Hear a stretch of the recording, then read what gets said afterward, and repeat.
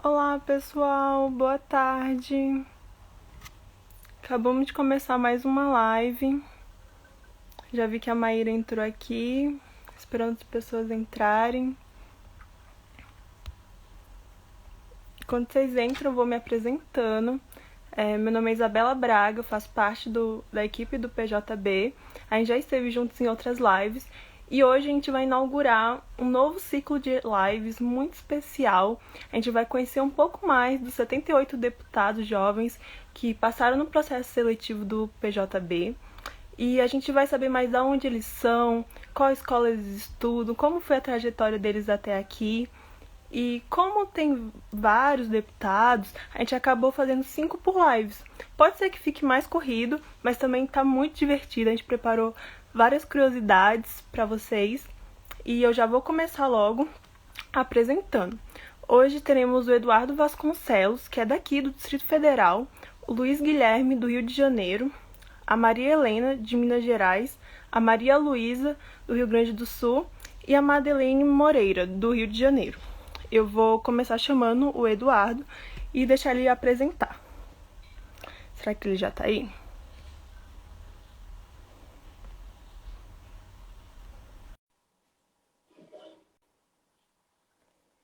Pronto, tá conectando. Oi, Oi, Eduardo, tudo Isabela, bom? tudo bem? Boa tarde. Que honra estar aqui com você hoje. Um enorme prazer mesmo. Mas, enfim, é para eu me apresentar? O que eu faço agora? Boa tarde, muito obrigada por você ter aceitado o convite de participar. Nosso representante aqui do Distrito Federal. Eu gostaria que você se apresentasse, falasse mais sobre a sua escola, de onde você é, sua idade. Fica à vontade. Beleza, Isabela. Primeiro, eu gostaria de mandar um beijão, um grande abraço para todos os outros deputados que estão assistindo, né? A ansiedade é grande, a gente está participando dessas lives, das nossas all lives juntos, e a ansiedade de se conhecer é tão grande, o grupo não para. O grupo do Parlamento Jovem Brasileiro mostra que, assim, todos estão muito afeitos à política e a gente não vê a hora de se encontrar. Assim, é uma juventude que eu vejo com muito poder de mudança, então não vejo a hora de encontrar vocês, pessoal. Mas partindo um pouco mais para mim, né? Meu nome é Eduardo Vasconcelos, nasci aqui em Brasília, sou daqui do Distrito Federal mesmo, é uma cidade que eu sou apaixonado. Quem nunca veio aqui a Brasília vai ter a oportunidade de vir ano que vem, em maio, se Deus quiser. E assim, é uma cidade que eu acho que combina muito comigo em questão de tranquilidade. Eu me considero uma pessoa muito tranquila, muito calma. E assim, a minha trajetória de vida ela começa com os meus pais muito novos, né? Minha mãe tinha quase a minha idade quando ela me teve. Então, assim, a busca de uma educação um pouco melhor, eu acabei buscando muita inspiração no meu pai, que trabalhava muito, e eu sabia que para eu ter uma educação boa, eu tinha que ter que trabalhar muito também. E foi assim que eu entrei no Colégio Militar de Brasília. Eu tive que fazer o concurso, eu não tenho família militar, nem nenhum link familiar, militares, nem nada, mas é uma escola realmente que oferece muitas oportunidades. Temos vários deputados jovens que vêm de colégios militares, né? Então, Uhum. assim, isso indica muito sobre a minha trajetória. É uma escola que me abriu muitas portas nessa vida e que eu vou ser, com certeza, eternamente grato. Assim, fico, como você é eternamente grato ao PJB, eu acho que a gente tem que dar muito valor às instituições que a gente passa na nossa vida, né? Mas, enfim, de forma bem breve, esse sou o Eduardo. Muito prazer, pessoal. Já começamos com um relato inspirador do Eduardo. Eu adoro que todos os jovens que a gente tem no PJB sempre falam muito bem. Eu fico sempre inspirada, sempre falo aqui nas lives, é muito inspirador. Então você veio do colégio militar, certo? E você teve algum orientador para orientar seu projeto lá? Então, eu não tive nenhum orientador, assim. O colégio, ele ajuda muito nessa parte de oratória, de retórica. Isso aí acho que acaba dando um gosto pela política, né? Assim, quem gosta da política geralmente gosta de falar, de conversar. Então, assim, o colégio, ele preparou para isso nesse sentido. Mas a grande questão é que o Exército Brasileiro, e de forma ideal, né, é para ser uma instituição de Estado, não uma instituição de governo. Então, dentro do meu colégio, eles tomam muito cuidado em relação a isso, assim, de incentivar algum direcionamento político. Eles não querem, eles preferem se colocar de forma neutra. Então, foi um programa que eu conheci e que, apesar do colégio ter apoiado muito, eu não tive um contato direto com o professor. Mas está todo mundo muito orgulhoso, todos os alunos de colégio militar, né? Você vê que eles são, parece que, tipo, parece um fantoche. Eu não sei se você lembra dos últimos anos, Isabela. O pessoal vai com aquela farda, todo emperiquitado, cheio Muito de roupa elegante, diferente. são Você muito acha elegantes. elegante? Eu acho Assim, ótimo. é diferente, né? Mas eu passei a achar bonito também. Mas tem muito disso, destaca de longe, assim, esse pessoal de colégio militar. Mas que saibam, pessoal, que o pessoal de colégio militar é super aberto, não tem nada de quadrado, assim. A gente está aqui na mesma história que vocês. A gente tem histórias de vidas muito parecidas, e contem com a gente aí para os próximos dias, para os próximos meses, na verdade. E sobre o que é o seu projeto, Eduardo? Conta um pouco mais pra gente sobre ele. Claro, claro. Pessoal, então é o seguinte, o meu projeto de lei, ele nasce com uma inspiração que veio de casa. A minha mãe, ela trabalha com crianças que cometem crimes. Crianças e jovens, né? Jovens infratores. E assim, eu tive um contato desde cedo na minha casa com a realidade da socioeducação. É uma realidade meio triste. Desde 1927, mais ou menos, com o Código de Menores, o Estado brasileiro ele é responsável, é como se fosse realmente o pai dos jovens que cometem crimes. Então, eles ficam realmente, o que a gente chama, né, de forma mais técnica, sob a custódia do Estado. Só que esses jovens, estando sob a custódia do Estado, chega a ser difícil de acreditar que eles já tiveram tantos direitos negados, né? Então, assim, eu tendo essa realidade com a minha mãe, é difícil, exige um coração muito grande você olhar para esses jovens e falar assim, a gente sabe que você errou, você cometeu um crime, você tá...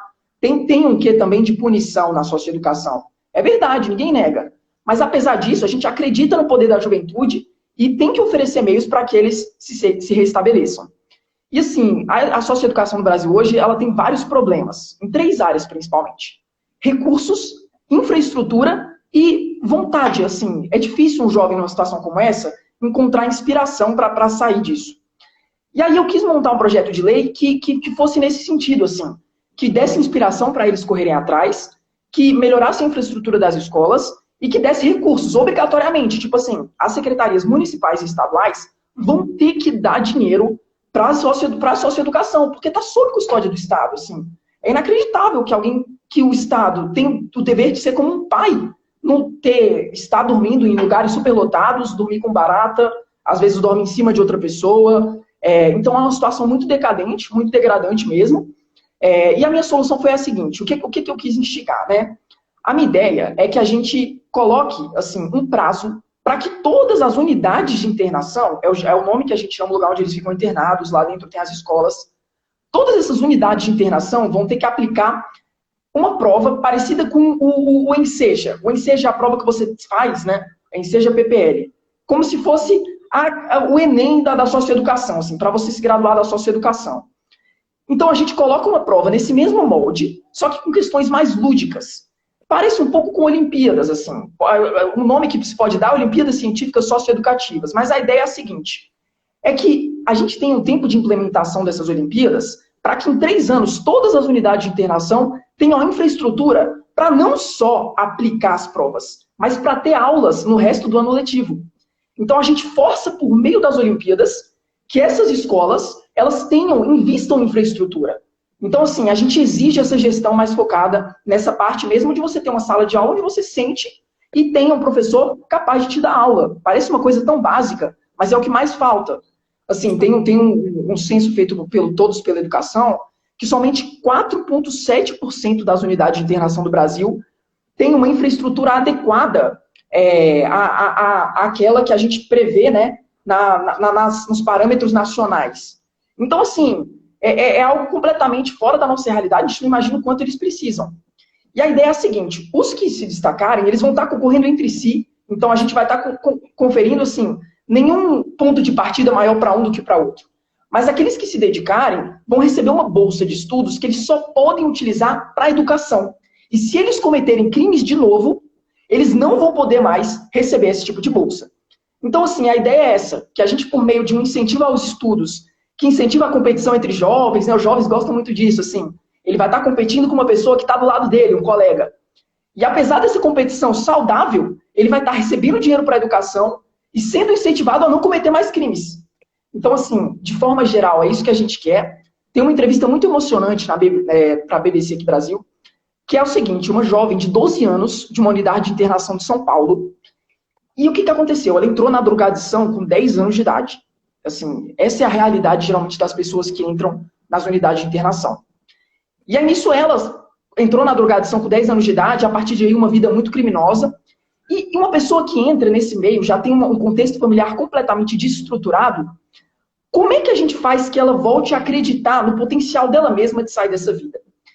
E aí, por meio de uma menção honrosa numa Olimpíada de Matemática, tem uma declaração que ela faz, é o seguinte, assim, ela fala, essa prova mudou a minha vida.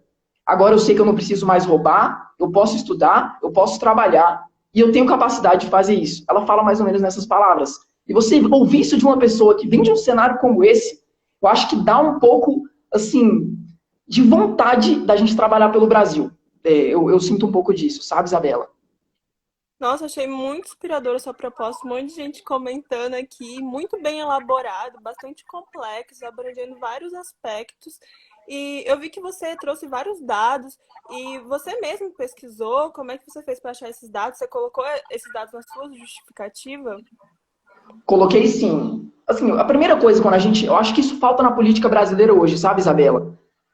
Não, a gente tem que lutar por certas causas. Temos muito, mas a gente tem que se prender aos problemas de verdade. O que o Brasilzão mesmo está precisando? O que as pessoas que trabalham todo dia sentem como necessidade? Vamos pensar sobre isso? Então, a partir dessa minha perspectiva de que a gente tem que pensar a política de forma prática, vamos atrás de dados, vamos ver o que o povo está pedindo. A partir dessa análise, eu comecei atrás desses dados. E, assim, são os dados que são difíceis de se encontrar. Porque, assim, há uma certa briga até do Ministério Público, porque o Ministério Público ele vai atrás e fornece esses dados. Só que o que esses dados geralmente mostram? Que os responsáveis, por parte de secretarias municipais, de órgãos do Executivo, não estão cuidando dos jovens que estão sob a custódia dele. Então, como é que o governo vai querer incentivar esse tipo de pesquisa?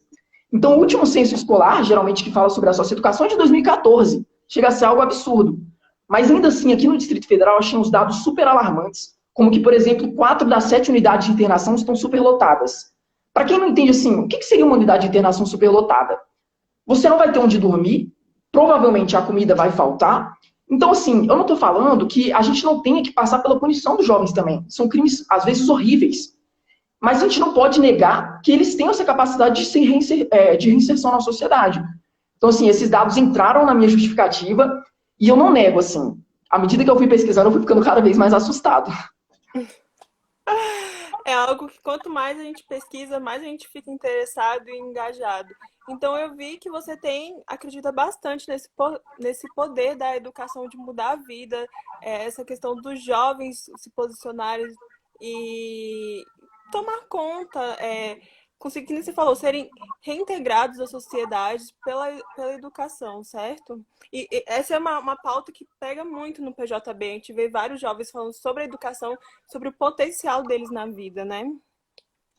Com certeza. E é engraçado, só fazer um comentário aqui, Isabela. Pensem em todos os últimos governos do Brasil.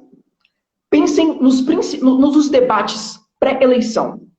Em quais debates a educação tomou um papel principal? Você já viu algum debate pré-candidatos à presidência em que havia um round só sobre educação? Não tem. É engraçado, parece que muda governo, entra governo, pode vir esquerda, pode vir direita, não importa, parece que não é prioridade.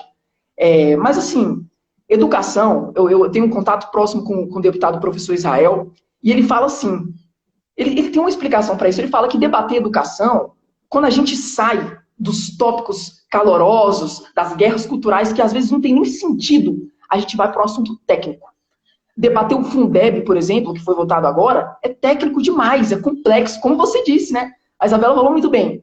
É complexo, é difícil. Como resolver a educação num país continental? Parece uma coisa, assim, que exige uma gestão de outro mundo.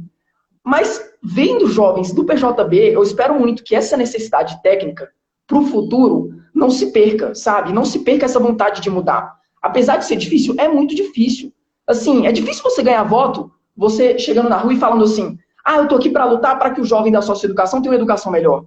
Eu tô aqui para lutar para que os professores estejam mais presentes dentro de sala de aula. Não, vale muito mais a pena você fazer discursos emotivos, que tocam em guerras culturais, às vezes sem sentido nenhum. Mas eu acredito muito que essa juventude aí, já temos uma geração boa na política, o grupo do diálogo, que eu gosto de chamar, né? Eliko Tabata, com o João Campos, com o Felipe Rigoni, o Thiago Mitraldi, o professor Israel. É uma galera boa, a Luísa Canziani, que está vindo para dialogar. Tem gente de esquerda, tem gente de direita, assim, não importa, a gente quer o melhor pro povo que está esperando da gente, sabe? O pessoal que não tem medo de trabalho. Eu acho que eu espero muito isso pro PJB, que a gente se prenda a pautas importantes, que a gente tente mesmo dar uma condição melhor para as pessoas que acreditam na gente, tendo uma oportunidade tão massa como essa, né, de vivenciar o Parlamento Jovem Brasileiro. Bom, fiquei muito inspirada com as suas palavras, com certeza.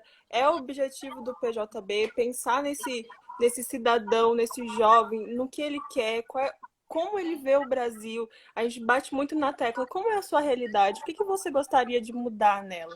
E assim, as suas palavras foram muito inspiradoras, tem muitos comentários aqui com emoji falando sobre o seu projeto. E eu queria agradecer pela sua participação. Agora a gente está um pouco mais rapidinho, que a gente tem mais 4 deputados, mas com Uhum. certeza foi muito inspirador e eu agradeço bastante. Se você quiser deixar algum recado final, algum abraço, já mandou ali um início, mas pode mandar novamente. A gente tem mais pessoas agora na live. Muito obrigado, Isabela. Acho que nem todo mundo estava aí desde o início, né? Mas a mensagem que eu queria passar é que, assim, vale a pena acreditar no nosso Brasil. Eu acredito muito mesmo. Eu vejo gente com muito potencial. E se, assim, se a gente tiver disposto a fazer esse esforço de oferecer uma melhor condição para aquelas pessoas, não só que a gente ama, mas que também acreditam na gente, possível. Eu acredito muito na política. Eu acho que, infelizmente, esse discurso de que política só tem corrupto, que a gente escuta todo dia, eu falo isso na rua. Ah, não, vou Parlamento Jovem Brasileiro. O Parlamento Jovem Brasileiro tá colocando dinheiro na coisa pública, tá botando a mão no dinheiro da coisa pública. Gente, assim, não é assim. Acho que a minha mensagem aqui é muito de esperança. Eu acho que tem como a gente dialogar, tem como a gente sair da bipolaridade, desse embate que muitas vezes não nos leva a lugar nenhum, e realmente se preocupar em dar uma condição melhor para as pessoas do nosso Brasil tão querido. Assim, é um país fantástico, é um país que a gente ama muito e que eu acredito muito aí nessa juventude para a gente conquistar esses sonhos. Então, acho que a minha mensagem é essa. Muito obrigado a todos que assistiram. E assim, é só o início, né? O PJB sempre inovando muito, 1 ano de mandato. Então, participem, vocês que não estão no PJB, mas estão acompanhando, participem, a gente vai ter emendas que podem ser propostas pela população, a gente vai ter participação popular nos projetos de lei. Então, assim, é um projeto que eu vejo com uma capacidade de mudar a política brasileira. Então, muito obrigado, Isabela, você é incrível, obrigado por essa oportunidade. Muito prazer que a gente se encontre logo aqui pelo DF. Eu que agradeço, muito obrigada. Tchau. Tchau, tchau, valeu. Ai, gente, muito inspirador. Eu adoro ouvir vocês falando sobre o que vocês acreditam, sobre as PLs que vocês elaboram. Agora a gente vai chamar o Luiz Guilherme, já vi que ele está aqui, para ele se apresentar e falar um pouco mais sobre o projeto dele também. Deixa eu só procurar. Achei.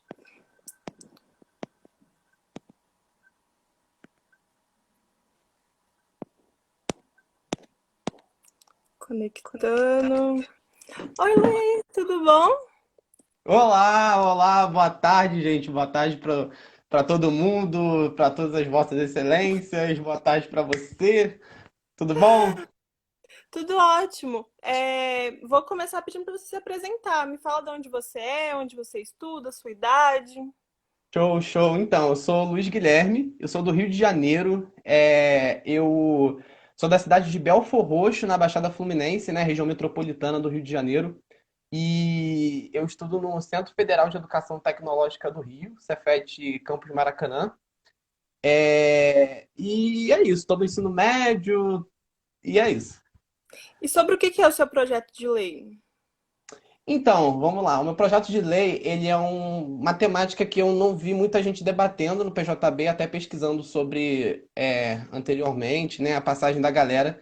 Ele fala sobre o problema que nós temos no nosso país das inundações e das enchentes, que é um assunto muito complicado da gente falar, porque envolve um debate muito grande, né, sobre infraestrutura, sobre aquecimento global, né, mudanças climáticas, enfim. Então eu resolvi fazer um projeto que fale sobre isso, eu chamei de Plano Nacional de Monitoramento e Alerta de Inundações, que é um projeto que eu já venho idealizando durante muito tempo.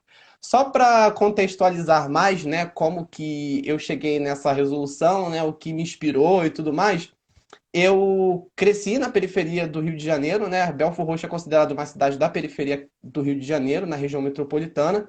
Então, o fato da gente aqui não ter tanto poder aquisitivo, né? A gente é carente de muitas coisas, do serviço público, a gente é carente de vários fatores que envolvem serviços e manutenções, enfim. Então, eu já morei, inclusive, em um lugar aqui na Baixada Fluminense que em um evento de chuva forte, a minha casa simplesmente encheu. Então, eu vi isso de perto, essa realidade, né? E acaba que eu fui pensando durante muito tempo por que que ninguém resolve esse problema ou por que ninguém avisa com antecedência sobre o que pode acontecer. Então, durante um episódio de chuva aqui no Rio de Janeiro, né, e também aconteceu em Minas, que me chocou muito, até anotei aqui, separei, que foi o evento de chuva em 2019 no Rio de Janeiro, que matou mais de 10 pessoas em um único dia, que foi em abril. E em Minas Gerais, em 2020, agora, no início do ano, em janeiro, que matou mais de 50 pessoas. E aí eu fui pesquisando e pensei no lado científico, né, que é o lado que a gente fala sobre aquecimento global, que é resultado do efeito estufa e tudo mais, que vem potencializando as chuvas fortes. E no centro-sul do Rio de Janeiro, um dos efeitos do aquecimento global vão ser esses eventos de chuva mais fortes mesmo, né, com muita intensidade e volume. E o lado social, que é o lado que a gente olha para as periferias, que é quando a gente olha para os bairros, cidades mais pobres, e a gente não tem nem saneamento básico, quem dirá sistemas de alerta, sistemas de drenagem para evitar enchentes. Então eu tive que ser prático e pensar muito rápido nessa realidade, porque a vida continua e as pessoas têm o direito de ficar respaldadas, enfim. Então eu pensei na prevenção, né? Que já que a gente não pode acabar de um dia para a noite com as enchentes, vamos avisar com antecedência essas pessoas dos riscos que elas estão correndo, porque talvez a gente não salve os bens materiais dessas pessoas, mas a gente salva vidas. E a vida, ela é uma coisa que a gente deve sempre preservar e lutar muito por isso. Então eu fui consultando o PNPDEC, que é a lei 12.608, de 10 de abril de 2012, que é a Política Nacional de Proteção e Defesa Civil. E eu fui lá e eu vi que, de fato, falam algumas coisas em relação sobre esse assunto, mas que não está tão claro. Então dá margem para muita burocracia e ninguém nunca faz nada. Então eu venho com um projeto bem definido de como a gente deve fazer, como a gente vai proceder. E aí eu trouxe isso para o PJB e fico muito feliz de ter sido selecionado para poder representar essa galera toda do país. E foi a primeira vez que você tentou esse projeto? Você já tinha tentado alguma outra edição? Ah, sim, então, eu tentei na edição do ano passado, quando aconteceu aquele período de chuva forte no Rio, né, esse de 2019, foi um momento que eu falei, caramba, era um assunto que eu já pensava muito, então eu resolvi escrever, e só que como eu fiz na correria, o meu projeto não ficou tão bom, talvez eu não fui tão Mas claro foi na minha o mesmo proposta. tema. Sim, sim, sim, sobre a mesma coisa.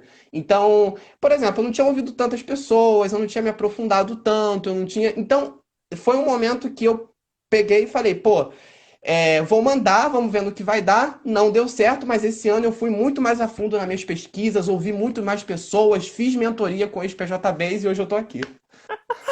Isso é uma tecla que a gente bate bastante. Às vezes o projeto é bom, às vezes só falta um pouquinho mais de dados, certo embasamento, que ano que vem pode retornar que o projeto é aprovado. Eu já vi que isso é uma área que você gosta bastante. Você Sim, pretende seguir algo assim nessa área meio ambiente, algo meio geografia? Conta pra gente. ah, então, né? Essa é uma coisa que as pessoas me perguntam muito. Na verdade, são duas coisas que eu gosto bastante, né? Que é a comunicação, que eu gosto muito do jornalismo, e eu gosto muito de meteorologia, né? Então eu costumo falar que o meu hobby é garoto do tempo. Inclusive, eu no portal de notícias, no portal Itaú Notícias, eu faço vídeos sobre isso lá, né? Informando a população do Rio de Janeiro sobre as condições do tempo, sobre o que está acontecendo. Então, é uma coisa que eu já faço, apesar de não ter formação na área. Mas, nossa, a meteorologia me. Enfim, eu sou apaixonado nessa área desde criança, desde pequeno. Nossa, é muito nítido o seu amor pela área. Assim, total a ver com o tempo que a gente tá vivendo agora. Eu não sei como tá aí no Rio, mas aqui no DF tá chovendo. E essa questão das inundações é algo que, assim, é urgente, né? Sim, sim. E se você fosse dedicar, assim, o seu projeto, assim, para quem você dedicaria, assim? Bom, eu dedicaria com certeza o meu projeto de lei a todos os milhões de brasileiros que sofrem com essa problemática terrível que a gente tem no país. Então, meu projeto ele é dedicado a essas pessoas. Eu dedico esse projeto à periferia, que são as áreas que mais sofrem com esse problema, que são áreas que não têm saneamento básico, não tem nada que possa agregar para melhorar esse problema na vida dessas pessoas. Então, sim, eu dedico o meu projeto a toda essa galera e todo mundo que passa por esse problema no Brasil. Ai, muito inspirador o seu relato. E, bom, a gente já tá nos minutinhos finais. Você queria deixar algum recado, falar mais alguma coisa, mandar um beijo para alguém? Ah, então, acho que eu vou deixar um recado, né, para todos os parlamentares, né, e todo mundo que está tentando também, né, porque eu acho que, como tentei 2 vezes no PJB, eu acho que eu tenho essa obrigação, né, de falar para a galera que, gente, tentem, é possível o projeto de vocês passarem, se vocês têm uma ideia, acreditem nessa ideia, sejam sim persistentes. Acreditem na proposição de vocês, porque nós somos jovens e isso faz com que a gente sim tenha que se apropriar da política e levar coisas cada vez melhores e novas para a nossa sociedade, porque a gente está aqui para isso, né? A gente estuda muito, a gente tem que agregar mesmo. Então, e é isso. Eu queria Ter mandar um barulho. beijo. Barulho, gente, tem que fazer barulho. E para encerrar aqui, eu queria mandar um beijo para minha mãe, que deve estar me assistindo, para o meu pai, para minha família e para todo mundo aí também que tá aí na live aí. Gente, obrigado pelos comentários, vocês são maravilhosos, ó. Um beijo. Gente comentando aqui embaixo. Bom, obrigada, Luiz. Arrasou. Adoramos o seu projeto. E até mais. Até Brasília. Até.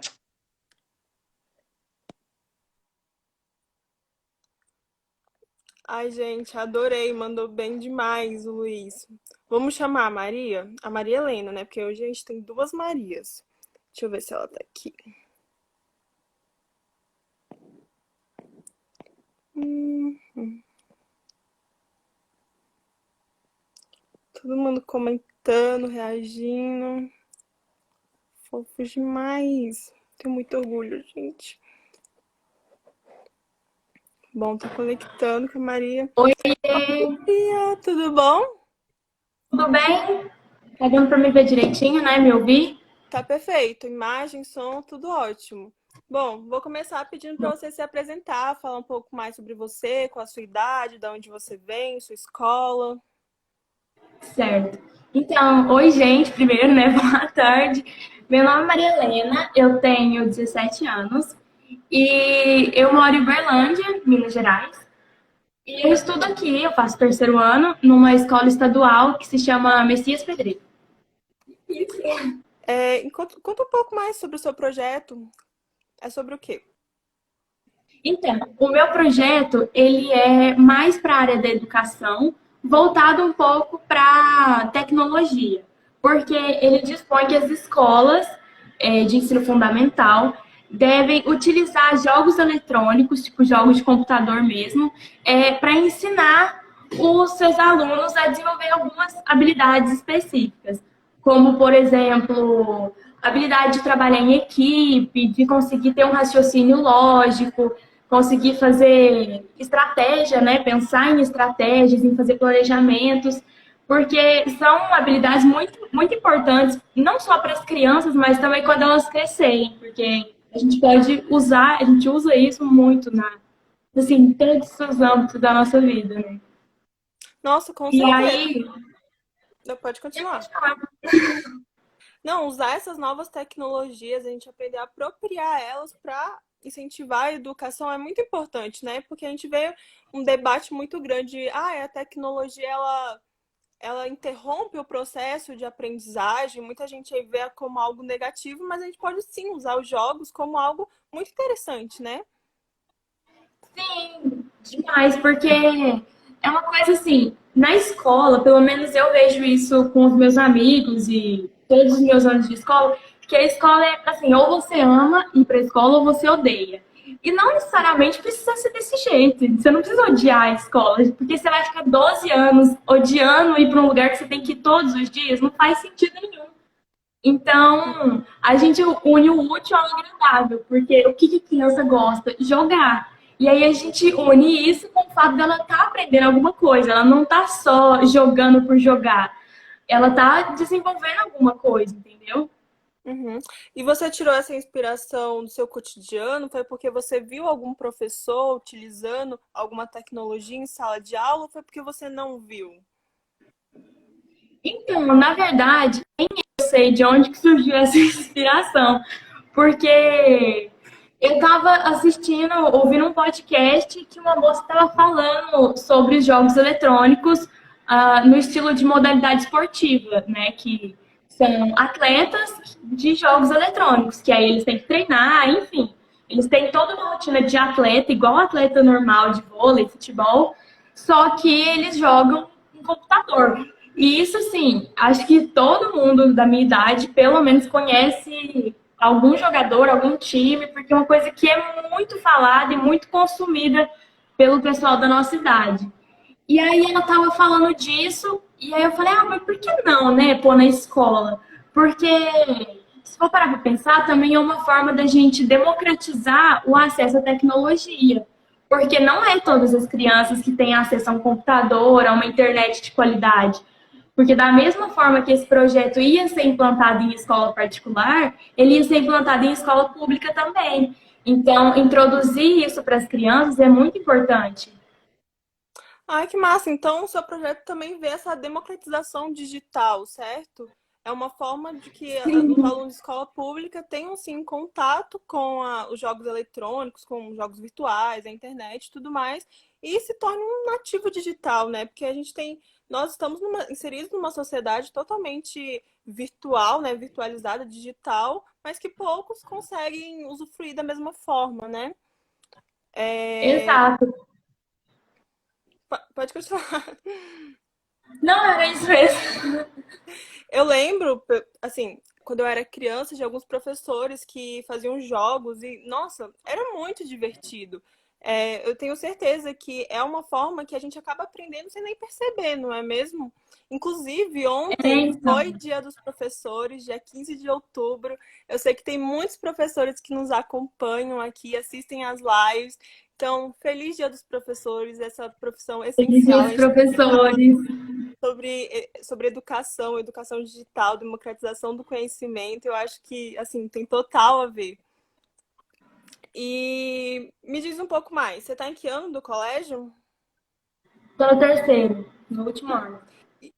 Está no terceiro, então você está aí naquela fase do vestibular e tudo mais, e você pretende seguir nessa área de educação ou de tecnologias, como é que é? Não, nenhum nem outro. Eu vou prestar o Enem agora em janeiro para o curso de Direito. Que tem total a ver com PJB, né? Não É, tem pois é. com educação e tecnologias, mas o PJB é exatamente isso. Exato. E, bom, a gente está aqui já nos minutinhos finais. Eu gostaria que você mandasse algum recado, o que você quer falar mais sobre o seu projeto, ou mandar um beijo para alguém. Ai, eu queria mandar um beijo, assim. Eu vi aí que nos comentários tem uma galera aqui, minha família, minhas amigas. Tem todo mundo aqui, então eu queria mandar um beijo para todo mundo. Amo vocês. E é isso. Ai, muito obrigada pela sua participação, Maria. Agradeço imensamente. E até Brasília. Até Brasília.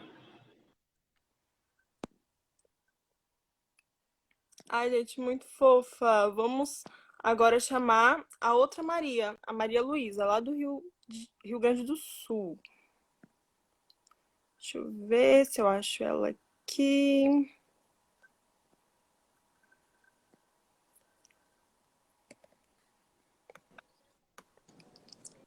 Oi, Maria, tudo bom? Olá, tudo bom? Tô falando É, aqui do colégio diretamente. Não, eu tô vendo essa roupinha. Quero que você me conte. Onde é que você estuda? Fala pra gente. Eu estudo no Colégio Militar de Porto Alegre. Aí hoje eu tô num evento em função do colégio e já tô uniformizada, né? Não, você já está uniformizada para o PJB. A gente tem vários, na seção Solentes, vários estudantes que vêm com a roupa do PJB, do colégio. Você vai vir também? Eu acredito que sim. Ai, que fofa! E conta mais sobre o seu projeto. É sobre o quê? Então, o meu projeto, ele é uma alteração no Código Processual Penal com a intenção de diminuir os crimes de corrupção.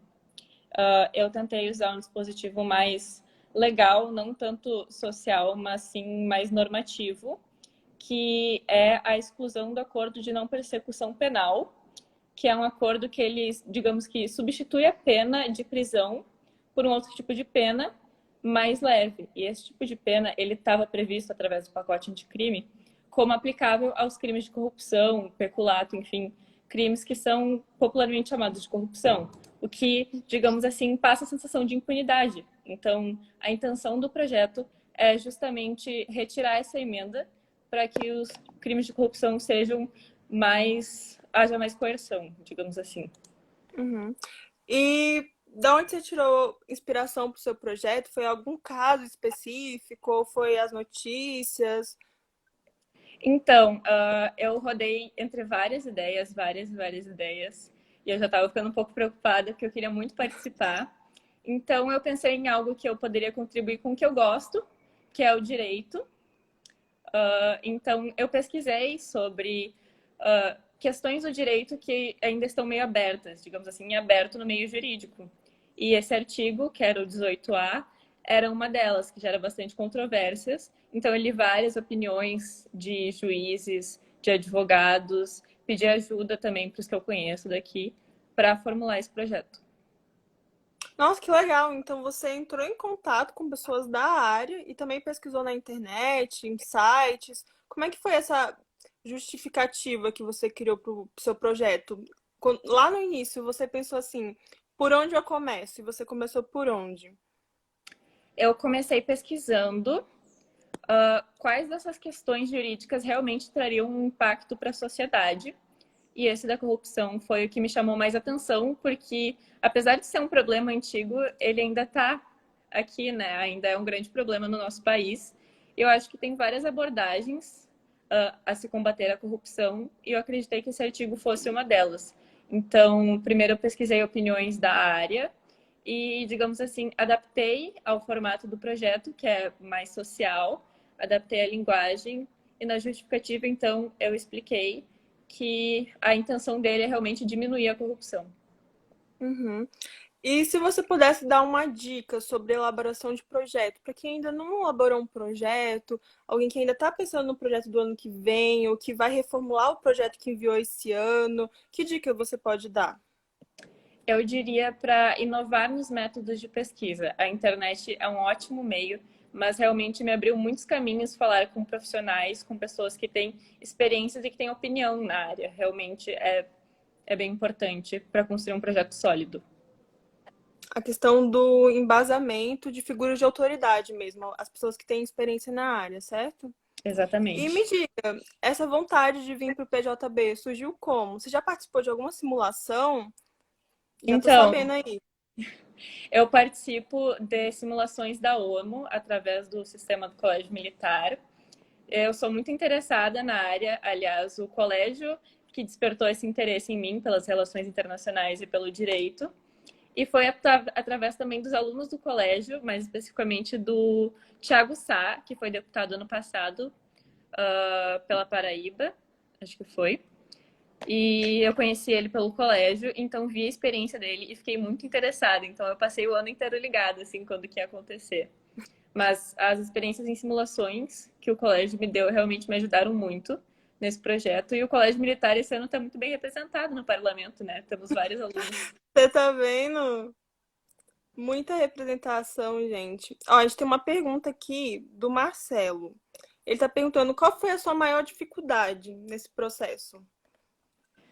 Você já Eu deu vou pra ser gente bem algumas sincera. dicas? Agora fala pra gente, o que que talvez não tenha saído como você pensou?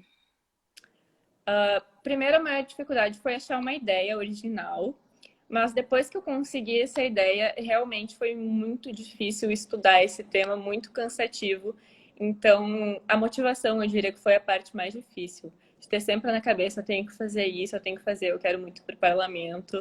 E no momento que a gente está também, acho que a motivação foi um pouco comprometida, mas eu tinha sempre essa meta na cabeça. Então, estudei bastante. Questão da disciplina. Tem uma frase que eu gosto muito, é de uma música do Renato Russo, gente.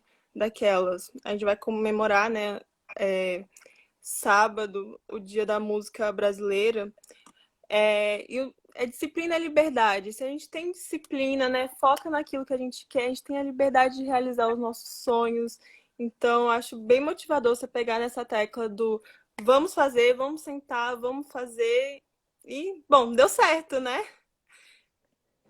Que bom, eu estou muito feliz, muito ansiosa para participar.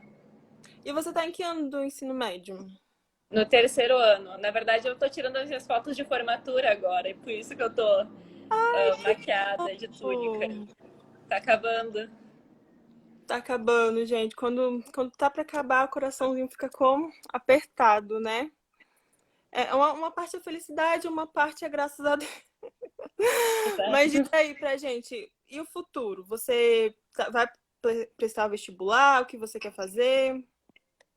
Então, eu quero prestar o vestibular na URGS para Relações Internacionais ou Direito. Eu ainda não me decidi, são duas áreas bem interligadas e bem interessantes. E eu acho, inclusive, que a experiência do parlamento vai ser muito boa para me ajudar nessa decisão.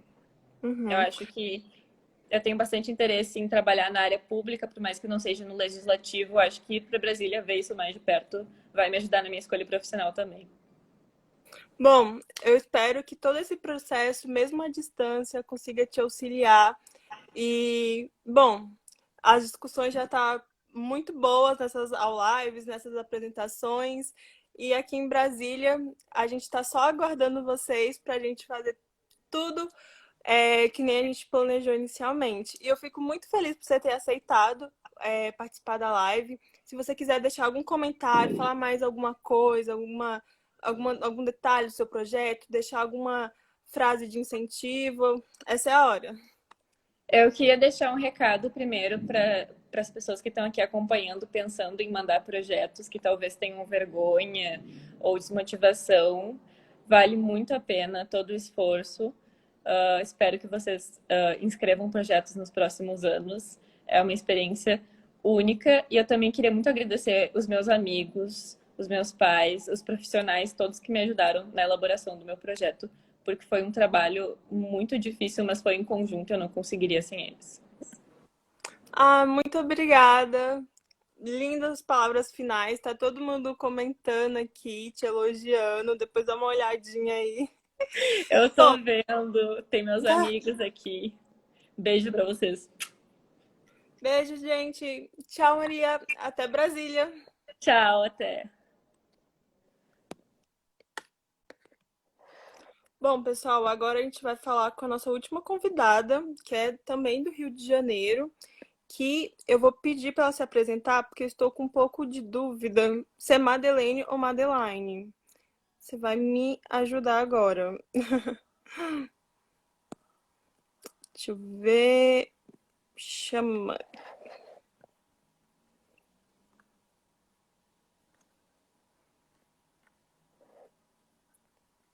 Tá conectando.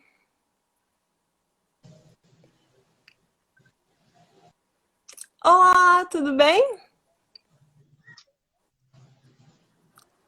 Foi? Tá me ouvindo? Caiu, gente. Opa, eu vou chamar de novo.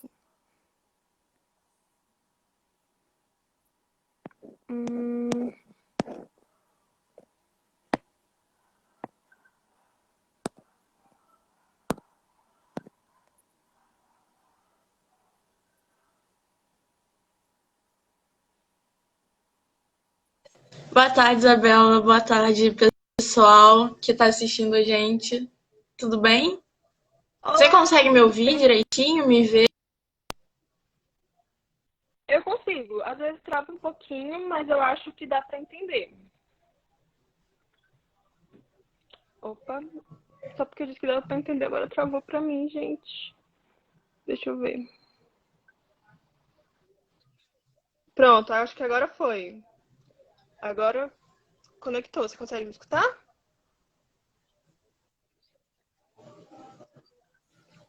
Vocês estão ouvindo, pessoal?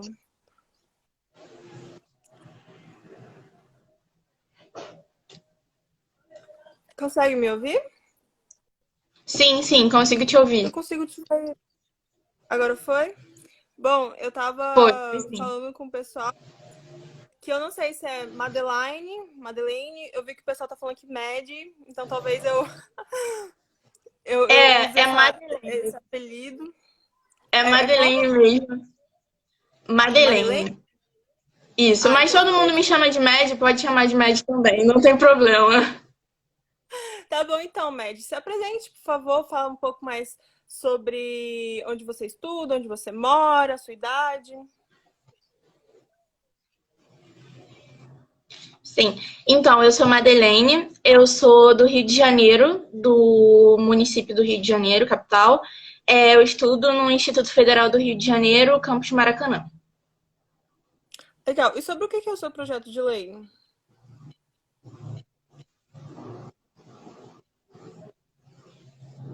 Tá me ouvindo?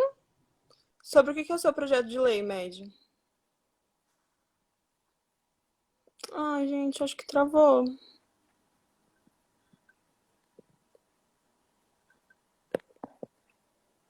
Acho que tá reconectando. Vocês me escutam? Será que é a minha internet? Você Opa, acho que agora voltou. travou aqui pra mim. Acho que agora voltou. Eu tava te perguntando sobre o que é o seu projeto de lei. Ah, sim. Então, o meu projeto de lei é adicionando um percentual de 30% no número de lugares eleitos nas casas legislativas para gênero e raça. Eu decidi criar esse projeto porque, desde muito nova, eu sempre gostei de política, então eu sempre tive muito ligada nas coisas, nas informações, e sempre observei muito. Então eu percebi que existia essa grande desigualdade de gênero e de raça nas casas legislativas. E percebi que muitas das pautas dessas pessoas não eram discutidas por elas. Então, apesar das mulheres, por exemplo, terem um percentual mínimo de cotas nos partidos que precisa de candidaturas, isso acaba não funcionando na hora delas serem representadas nas casas legislativas, porque muitas das candidaturas femininas são candidaturas laranjas, então acaba que não funciona a nível de representatividade. A gente consegue observar, por exemplo, uma sociedade, a sociedade brasileira, que tem 52% de mulheres na população, mas de 513 deputados, só 77 são mulheres. Então, foi por isso que eu criei meu projeto, por conta dessa desigualdade de gênero que eu observei nas casas legislativas. E como foi o processo de escrever um projeto? Você já tinha escrito, já tinha tentado outro ano? Como foi? Então, eu tentei o PJB no ano passado também, não com esse mesmo projeto. Eu enviei um outro projeto sobre educação. Fui pré-selecionada, mas não passei na seleção final. Isso, inclusive, é um grande incentivo para quem fez o projeto e não conseguiu ser selecionado, gente. Não desistam, tentem novamente, porque uma hora vocês conseguem. Então, o meu caso, por exemplo, foi diferente do Luiz. O Luiz aprimorou o mesmo projeto. No meu caso, eu escrevi um novo projeto totalmente diferente, com a temática diferente, texto diferente, e funcionou. Então, foi basicamente isso. Eu pesquisei bastante para criar o projeto. Ele, na verdade, é uma alteração de uma lei já existente, se eu não me engano, 9.504, que é a lei eleitoral. Então, basicamente na parte sobre as cotas eleitorais. Então, eu proponho uma pequena alteração, na verdade é uma adição, não uma alteração, adicionando as cotas nas casas legislativas, além do percentual partidário. Uhum. E quais foram os dados que você usou para embasar o seu projeto, a sua justificativa? Você deve ter pesquisado alguns casos, alguns dados. E como é que foi esse processo? Por onde você começou? Então, o meu projeto teve bastante uso de dados. Inclusive, eu trouxe alguns aqui para mostrar para vocês. Em 2014, o TSE soltou um dado das eleições de 2014, né, que são as eleições para deputado federal, estadual e distrital. E a informação que a gente tem é que de 1.701 candidatos brancos, 1.185 foram eleitos, enquanto 9.274 candidatos negros, apenas 384 foram eleitos. Então, apesar de um número disparadamente maior de candidatos negros, o número de eleitos é absurdamente menor. Então, esse foi um dos dados que eu usei. E também a gente tem o apoio. Existe a Interparliamentary Union, que eles pegam dados, né, mundiais sobre as representações políticas, e a gente tem aí, o Brasil ocupa o 157º lugar em representatividade feminina de 196 países. Então, a gente tem um nível absurdamente lá embaixo em representação feminina. Além disso, eu li bastante uma tese de doutorado da Universidade de São Paulo, que fala justamente sobre a representatividade de pessoas pretas nos espaços de poder, e ela usa como análise as casas legislativas de São Paulo, a Alesp e a Câmara Municipal de São Paulo. Então, eles avaliam esses níveis de representatividade racial e fundamentam esses argumentos. Então, foram basicamente nesses dados que eu fundamentei meu projeto. Massa. E se você pudesse dar uma dica para quem tá aí nesse período também de quarentena, já pensando no projeto do próximo ano para submeter, como é que você daria uma dica sobre qual tema seguir? Porque eu vi que você teve 2 temas, acabou mudando. Que dica você pode dar nesse sentido? Bom, eu acho que é fundamental a gente observar ao nosso redor, né? Prestar atenção nos problemas que a gente consegue perceber no nosso dia a dia, no dia a dia das pessoas. Eu acho que ler bastante, ler notícia, então observar a educação, a economia, a própria política. Então, acho que bastante leitura e observação da nossa rotina, a gente consegue, com certeza, perceber muitos problemas que precisam ser mudados e, assim, fundamentar um projeto. Todos os projetos, eles acabam sendo multifacetados, né? Às vezes a gente tem uma área ali geral, mas ele acaba passando pela economia, passando pela agricultura, então uma coisa acaba afetando a outra, né? Eu acho que você disse foi bastante interessante, e de fato é isso, né? Um olhar bem atento e uma vontade de mudar as coisas. E a gente está nos minutinhos finais da nossa live, gente, passou muito rápido. Eu gostaria de saber se você quer deixar alguma mensagem, um abraço para alguém. Pode falar, esse é o momento. Sim. Então, eu queria mandar um beijo para minha mãe, que deve estar assistindo. Te amo, mãe. Muito obrigada pelo apoio em tudo. Eu também queria dar um abraço aos meus colegas parlamentares que estão aqui assistindo também.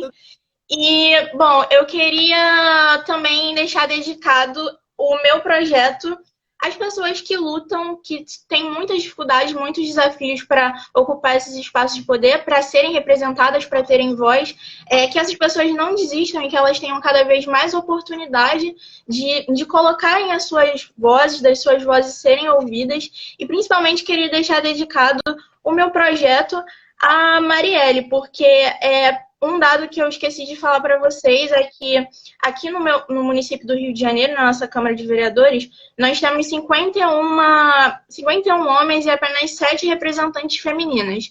E a única mulher negra foi assassinada. Então, em memória de Marielle, eu queria deixar esse projeto também. Ai, muito obrigada, Mad. Sinceramente, foram assim palavras inspiradoras. Gente, todos vocês Obrigada falam a muito você. bem. Eu fico muito orgulhosa desse projeto, de estar aqui com vocês. E eu quero agradecer muito pela sua participação. Muito obrigada, eu que agradeço. Eu estou muito feliz de participar, muito feliz com tudo que está acontecendo. Com certeza esse parlamento vai ser ótimo. Muito obrigada a todos do parlamento que são sempre muito prestativos com a gente e com você é muito prazer em te conhecer. E é isso. Muito prazer, a gente está aqui sempre disponível e procurando sempre apoiar todos vocês. Eu agradeço muito. Tchau, até Brasília. Até Brasília. Tchau, tchau, gente. Bom, gente, a gente chegou aqui nos minutinhos finais da nossa live. Eu quero agradecer muito para todos que participaram, que comentaram aqui, que estiveram presentes por toda essa 1 hora que a gente teve aqui de se conhecer e tudo mais. Semana que vem tem live e eu quero agradecer muito por vocês e até mais. E aos que vão vir para Brasília, até Brasília. Tchau, tchau.